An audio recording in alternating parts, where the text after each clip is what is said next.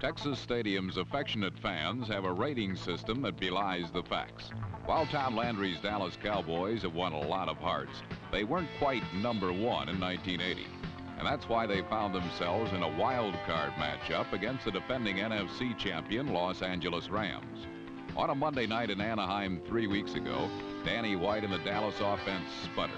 The Cowboys were crushed 38-14 by a well-oiled machine controlled by Vince Ferragamo. Ferragamo's matinee idol looks have won a lot of hearts too, but his charm is lost on the Dallas defense.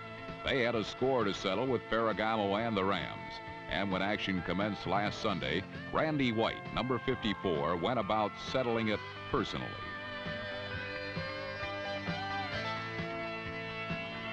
In the game's early stages, Randy White posed a threat that shut down the Rams' running game.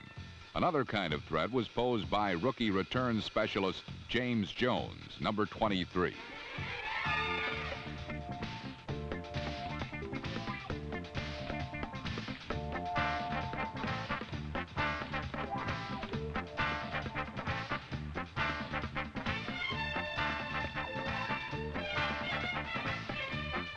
Jones' returns put the Cowboys close enough for a pair of field goals, but touchdowns proved elusive as Danny White's high hopes of mounting a successful passing attack were continually brought down to earth.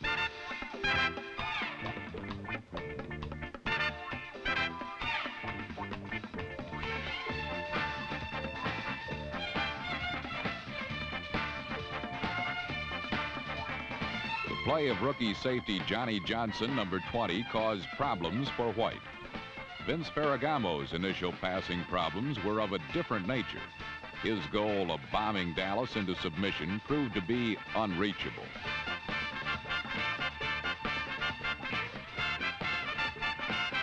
Eventually, Ferragamo found his touch with a 32-yard pass to Preston Denard, number 88. The Rams got 14 extra yards on the play when Denard fumbled, and Charlie Waters, number 41, got a real kick out of the miscue.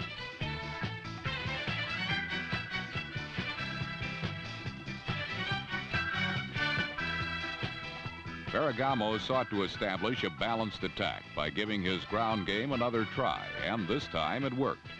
Gerald Thomas, number 33, showed the form that had menaced the Cowboys 3 weeks earlier.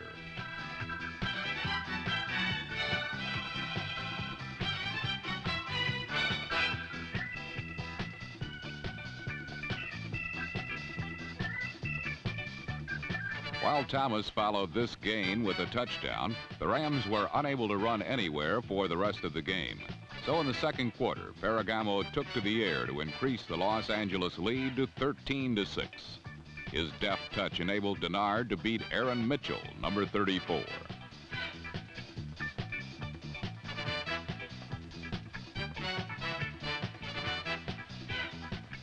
Denard had 5 receptions for nearly 100 yards in the first half.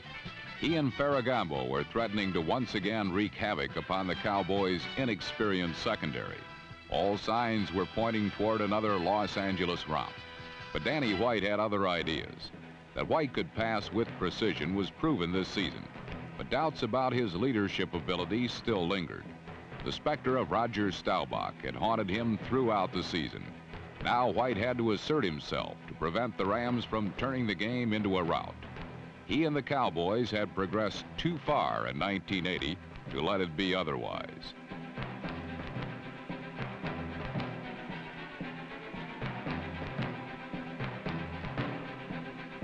Receivers like Drew Pearson, number 88, successfully challenged the Rams secondary. And while the yards did not come easy, Dallas was moving slowly but surely. White was gradually gaining the confidence that had helped the Cowboys become the NFL's highest-scoring team in 1980. Number 33, Tony Dorsett, was also finding the handle, though his search took some effort.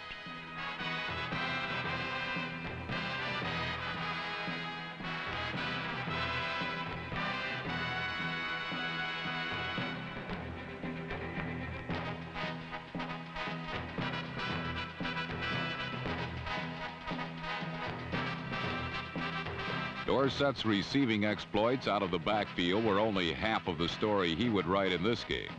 The other half was etched by his rushing skills.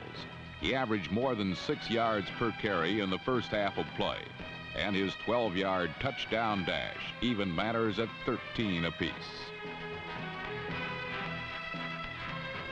A Dallas offense that had suddenly come alive rekindled the hearts of their fans. In the second half, the Cowboys would set those hearts and the game on fire. In the second half, Vince Ferragamo renewed his assault on Dallas's inexperienced secondary. Number 45, Steve Wilson, met the challenge. Almost.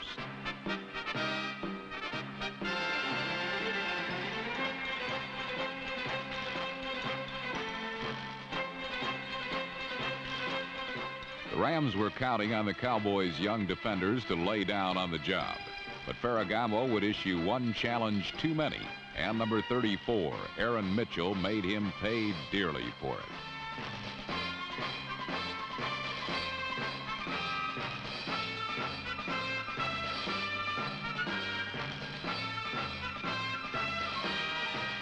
While Mitchell's forward lateral was illegal, there was nothing untoward about his interception. The Dallas defensive backs that Ferragamo had victimized so effortlessly in Anaheim were fighting back, and their inspired performance was equaled by Danny White, who after the intermission came out throwing to receivers like Jay Saldi, number 87.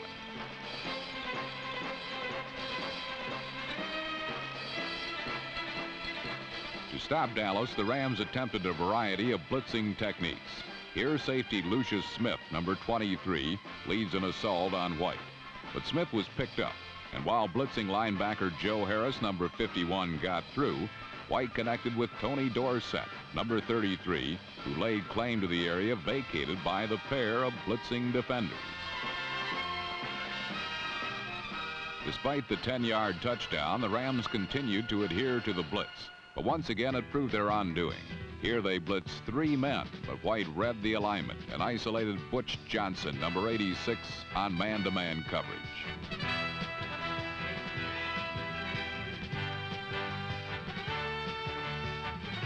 Another look at the 35-yard touchdown reveals that Dorsett helped throw a key block that gave White enough time to hit Johnson.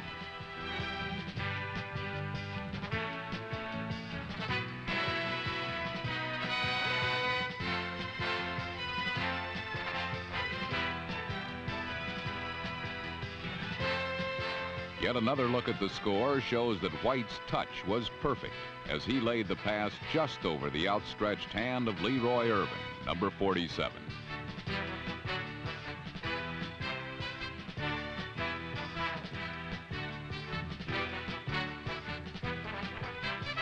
The Dallas Cowboys' great tradition had been forged by money-on-the-line victories. 14 playoff appearances in the last 15 years attest to that tradition, as do 5 Super Bowl appearances. Now the 1980 unit was staking its claim to becoming a part of that legacy. As for a Ram defense that staked its reputation on the blitz, they had been made to see the folly of their ways. Down 27-13, their frustration was further increased in the fourth quarter by Tony Dorsett. On the Cowboys' final scoring drive, Dorsett carried 6 times for 53 of the drive's 95 yards.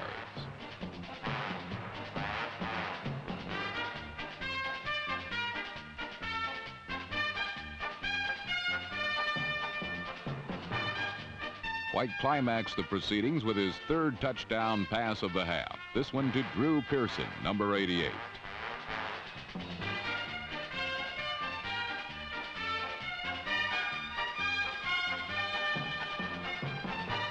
Dallas had unloaded on the Rams for 21 points in the second half.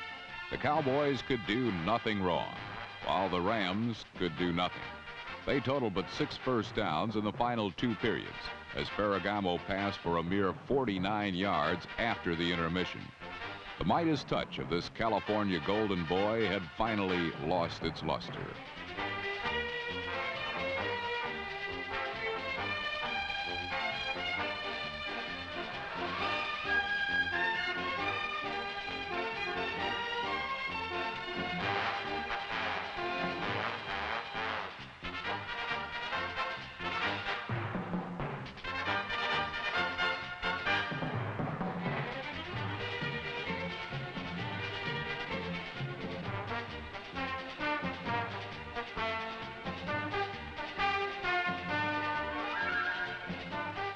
When the final gun had sounded, the Cowboys had accomplished a twofold purpose. They had advanced to the second round of the playoffs and avenged one of the most bitter defeats in Dallas history. While the Cowboys' performance produced a lot of heroes, Tony Dorsett earned the spotlight's brightest glare. By gaining 160 yards on the ground, he paced a team playoff record for total rushing yardage, and he more than satiated a Dallas crowd hungry for Sunday heroics. Vince Ferragamo's 1980 heroics now belong to history, while the Dallas Cowboys have more history to write, and the final chapter could be written in New Orleans on January 25th.